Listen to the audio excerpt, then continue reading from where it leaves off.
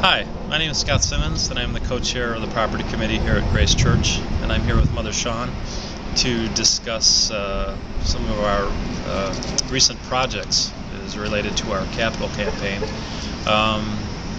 We are basically focusing on the rectory and the parish hall, which are several areas of needs that we have right now.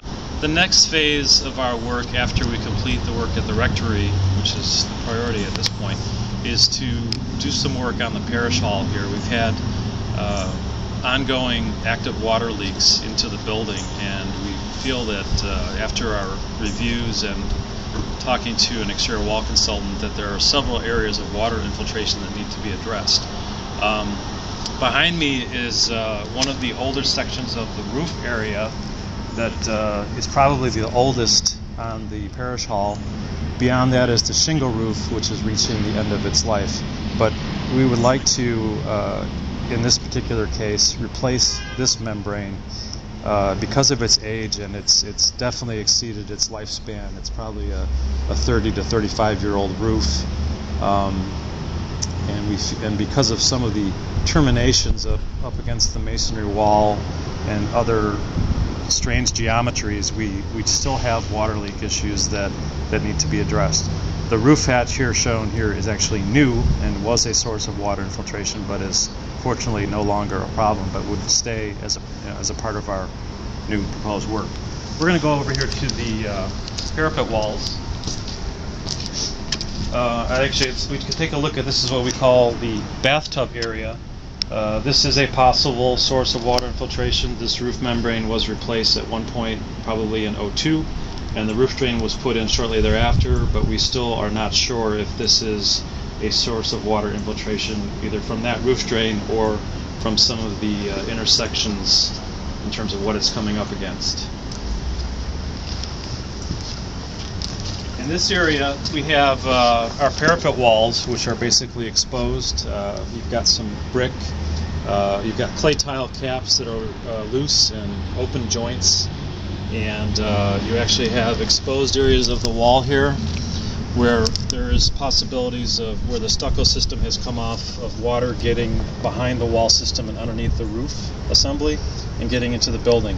Ideally, when we replace the roof, what we'd like to do is run the membrane up the vertical face of the wall, remove the clay tile caps, run the membrane over the top of the wall, put in new flashing, and then install a new brake metal coping over the top of the wall. That would be the ideal scenario. So we remove the old clay tile caps that have no flashing underneath them and are a potential source of water leaks, and provide a watertight roof assembly and wall assembly that no longer have issues. As you can see also, our chimney here is stucco. It's a concrete chimney. It's clad in stucco. At the very top of the chimney we have a deteriorating coping, if you will, that's made out of concrete, and you can see how that area is spalling and falling apart, and there are actually chunks of concrete that have fallen down to the roof below that as they fall the 50 or 60 feet down, they actually cause damage to the roof membrane, and there are some areas where the chunks of concrete have fallen and landed on the roof and have caused damage. But this is maybe a 3-pound, 4-pound piece of concrete that has fallen from the top.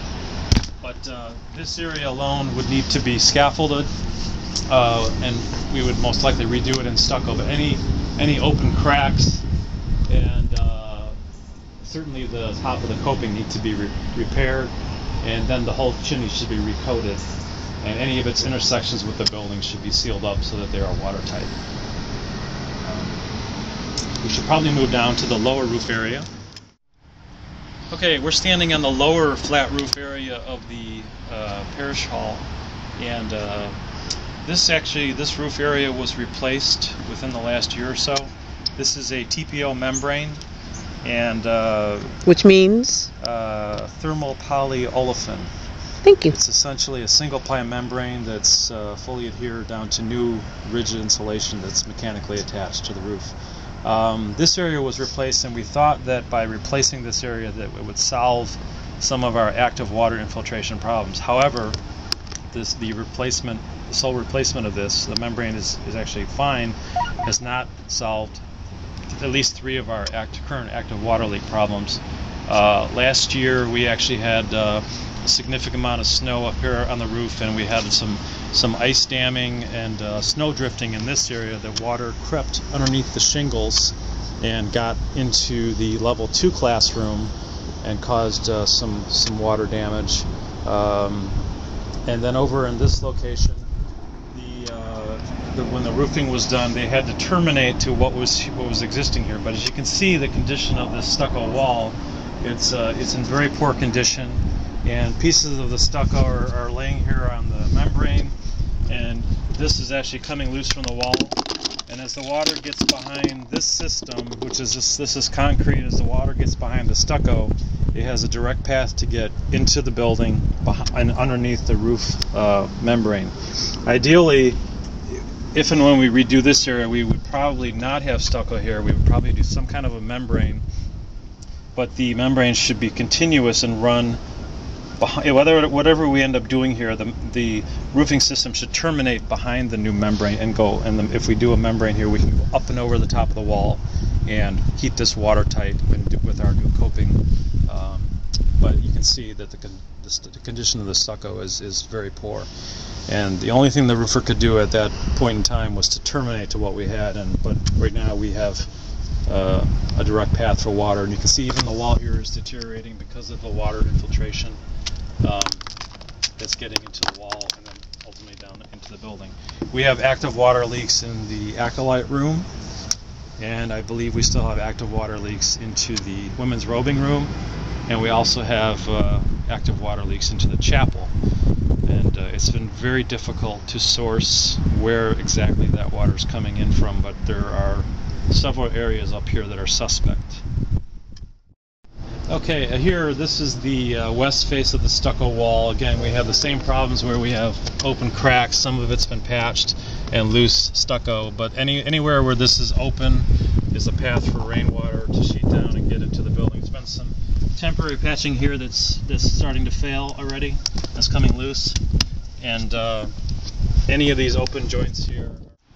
The other area over here is directly over the Mother Sean's office, which is a dormer that's at the shingle roof, but there's areas of rotting wood, and there's some intersections with the existing shingle roof with rotting wood actually laying on top of the roof, as you can see, and there are active water leaks into that space, probably on both sides of that dormer. It's old and the wood is rotting, and you can also see that the gutter is falling off the building in that location, and that does not help matters at all, and particularly in the winter when the icicles form on there and further pull the gutter off the building.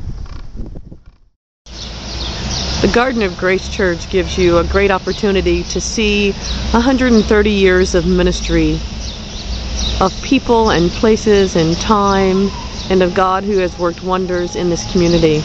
I invite you to take time to think about how you can help Grace Church, help the community, help the neighborhood, and help God continue in the works that God's given us to do in this wonderful space we call grace.